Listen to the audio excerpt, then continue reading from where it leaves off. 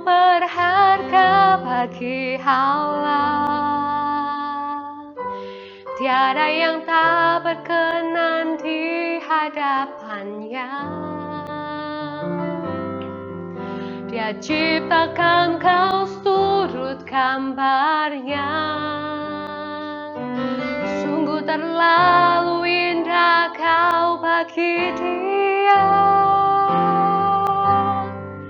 Dia berikan kasih-Nya bagi kita. Dia telah relakan segala-galanya. Dia disalib untuk tebus dosa kita. Karena hidupmu sangatlah berharga. Bulu yang terkulai takkan dipatahkannya. Dia akan jadikan indah, sungguh lebih berharga. Sumbu yang telah pudar takkan dipadamkannya. Dia akan jadikan terang untuk kemuliaan-Nya. Bulu yang terkulai takkan dipatahkannya. Dia akan jadikan indah, sungguh lebih berharga. Sumbu yang telah pudar takkan dipadamkannya.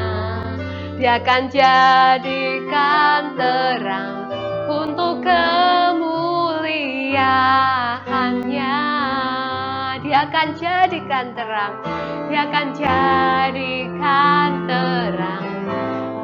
Jadikan terang. Dia akan jadikan terang untuk kemuliaan-Nya.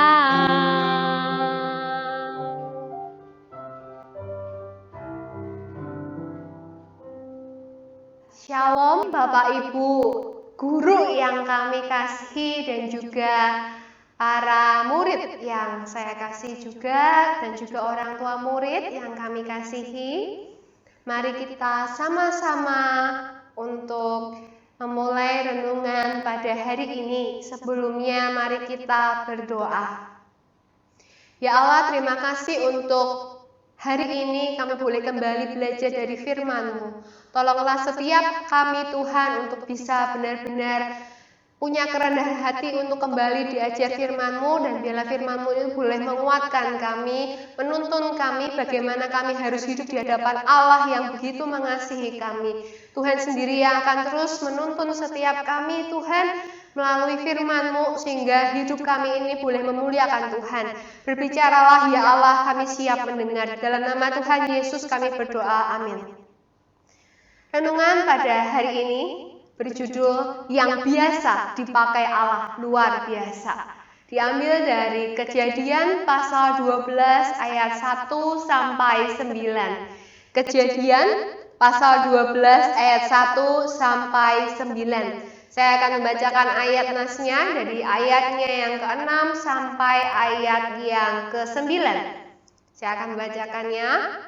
Berbunyi demikian. Abraham berjalan melalui negeri itu sampai ke suatu tempat dekat Sikem, yakni pohon tarbantin di More. Waktu itu orang Kanaan diam di negeri itu. Ketika itu Tuhan menampakkan diri kepada Abram dan berfirman, Aku akan memberikan negeri ini kepada keturunanmu.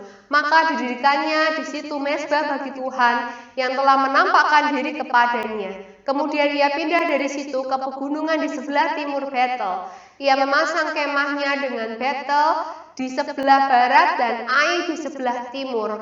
Lalu ia mendirikan di situ mezbah bagi Tuhan dan memanggil nama Tuhan. Sesudah itu Abram berangkat dan makin jauh ia berjalan ke tanah Negeb.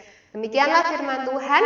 Ya, Bapak, Ibu, Saudara, dan juga anak-anak yang saya kasihi, Jika kita melihat tokoh-tokoh terkenal di dunia ini, misalnya Albert Einstein, lalu jika kita melihat Thomas Alva Edison, dan juga tokoh-tokoh terkenal lainnya, kita akan melihat bahwa masa kecil dari tokoh-tokoh tersebut adalah masa kecil yang sama seperti anak-anak pada umumnya. Bahkan dari antara orang terkenal di dunia tersebut justru mengalami masa kecil yang ditolak oleh sekolah.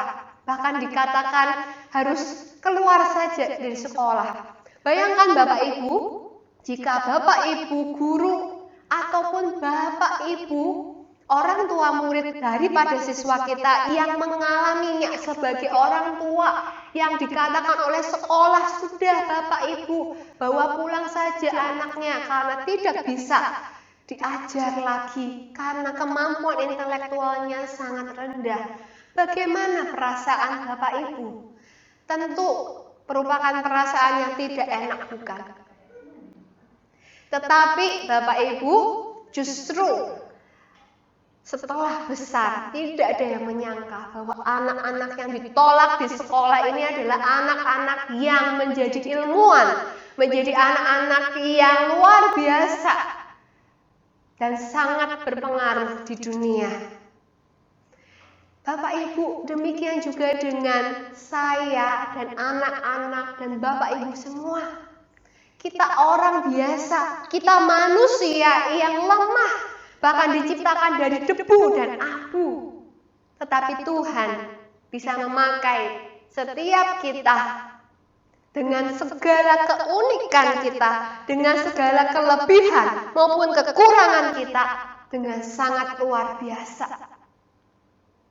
Jika kita mau meletakkan diri kita di tangan Tuhan, mempercayakan masa depan kita di tangan Tuhan, tangan yang tepat, maka masa depan kita sangat luar biasa. Bisa Tuhan pakai dengan luar biasa, menginspirasi banyak orang. Jika kita melihat sosok pribadi Abram sebelum menjadi Abraham, Abram juga orang biasa. Abram adalah orang yang dikatakan kaya raya, bisa jadi karena ternaknya itu banyak sekali. Dan Allah memanggil Abram untuk pergi dan menjanjikan tanah Kanaan sebagai tanah perjanjian di mana nanti keturunan Abram ini akan berkembang biak dan juga akan menjadi berkat buat bangsa-bangsa lain. Tapi Bapak Ibu Saudara, pada waktu Allah menjanjikan kepada Abram, tanah Kanaan bukannya tanah kosong. Masih ada orang di sana. Bahkan dikatakan banyak orang di sana yang mungkin lebih gagah, sudah punya peralatan perang begitu ya. Walaupun di sana sedang ada kelaparan. Dan bahkan bagaimana mungkin Allah menjanjikan anak cucu yang sangat banyak seperti bintang di langit dan seperti pasir di tepi pantai. Saat itu saja umur Abraham sudah 75 tahun dan belum memiliki keturunan. Bagaimana mungkin gitu ya? Tetapi Abraham tidak tanya AIWO ya, langsung jalan ya. Dan ketika berjalan melihat tanah Kanaan itu penuh dengan kelaparan ya waktu itu, apa yang dilakukan Abram pertama kali? Apakah langsung nih ya mendirikan kemah nih kan? Yang penting kan aman duluan nih, ada tempat berlindung gitu kan ya? Enggak, Bapak Ibu dan anak-anak yang saya kasih. Di dalam ayatnya yang ke-7 kita bisa lihat ya. Maka didirikannya di situ mezbah bagi Tuhan yang menampakkan diri kepadanya. Satu hal pertama yang dilakukan oleh Abram adalah mendirikan mezbah bagi Tuhan. Ia tidak memikirkan dirinya sendiri, ia meletakkan dirinya, masa depannya, hatinya benar-benar kepada Allah. Karena ia tahu Allah adalah pribadi yang sanggup menjamin masa depannya. Ia tahu bahwa Allah adalah Allah yang memegang janjinya dan janji Allah pasti akan digenapi. Yang Abraham lakukan adalah menyembah Allah. dan mendirikan mezbah bagi Tuhan. Dan Abram pun bisa diubah namanya menjadi Abraham, yang artinya bapa dari segala bangsa. Kita bisa melihat sampai saat ini bahwa Tuhan sungguh menggenapi janji kepada Abram. Walaupun Abraham tidak melihat dengan mata kepalanya sendiri, tetapi keturunannya boleh seperti bintang di langit dan seperti pasir di tepi pantai.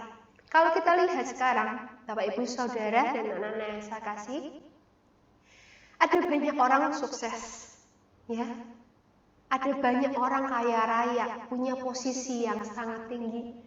Tapi tidak semua orang bisa jadi berkat buat orang lain. Justru kehidupan mereka ketika orang mendengar namanya saja itu sudah langsung rasa bagaimana jika kita mendengar nama Adolf Hitler. Apa yang ada di pikiran Bapak Ibu Saudara dan anak-anak semua? Sukacita? Atau kagum? Atau justru ngeri? Padahal Adolf Hitler sudah tidak perlu dipertanyakan lagi tentang jabatannya, kekuasaannya yang ia miliki. Tetapi ia tidak jadi berkat untuk orang lain. Namanya justru dikenal sebagai pembunuh yang banyak, ya, pada zaman itu. Pembunuh yang begitu sadis. Orang bisa jadi berkat bagi orang lain itu hanya karena Allah yang memampukannya. Ketika kita mempercayakan hidup kita di tangan Allah, maka benar kita bisa jadi berkat buat orang lain. Kita bukan hanya bisa memuliakan Tuhan, tetapi membawa orang lain ini untuk bisa mengenal Allah yang sejati itu. Maukah Bapak, Ibu, Saudara, kita semua mempercayakan hidup kita, masa depan kita ke dalam tangan Allah, sehingga kita yang biasa-biasa ini dapat dipakai Tuhan luar biasa. Amin. Mari kita berdoa. Ya Allah, kami mengucap syukur untuk firman-Mu. Siapalah kami ini, manusia yang berdosa, manusia yang bukan siapa-siapa, tapi kami mungkin begitu sombong melihat diri kami. Tuhan, kami ucap syukur kami disadarkan seharusnya kami sebagai ciptaan memandang Engkau, bahkan bergantung utuh kepada Engkau Sang Pencipta hidup kami. Dan bukannya memikirkan kepentingan diri kami sendiri, kekayaan kami sendiri, kenyamanan diri kami sendiri, tetapi justru hanya kepada Tuhan. Apa yang Tuhan mau jika kami masih dipercayakan nafas hidup sampai saat ini? Tuhan, tolonglah setiap kami untuk memakai setiap detik anugerah hidup yang mungkin saking terbiasanya sampai kami membuat anugerah yang luar biasa ini menjadi sangat rendah nilainya. Ampuni kami Tuhan. Tolong kami untuk benar-benar mempermuliakan Tuhan, karena kami diciptakan segambar dan serupa dengan Allah. Sehingga setiap orang yang seharusnya bertemu dengan kami, merasakan kehadiran kami, itu merasakan kasih Allah lewat perkataan kami, tindakan kami, pikiran kami. Tolong ya Allah, tolong kami yang lemah dan terbatas ini. Kami percaya Roh Kudus-Mu yang akan terus memampukan kami, mengingatkan kami untuk bisa tetap hidup di jalan Tuhan. Walaupun tidak mudah, tapi bukan sesuatu yang mustahil. Karena ada Tuhan beserta kami, ada Tuhan yang memampukan kami, ada Tuhan yang sudah menyelamatkan kami. Pilihan ada di tangan kami, tolong kami untuk tetap memilih pilihan yang tepat untuk ada hidup di jalan Tuhan. Terima kasih ya Allah, pimpinlah sepanjang hari ini. Di dalam nama Tuhan Yesus kami berdoa, amin. Demikian renungan pada hari ini. Selamat beraktivitas dan Tuhan Yesus memberkati.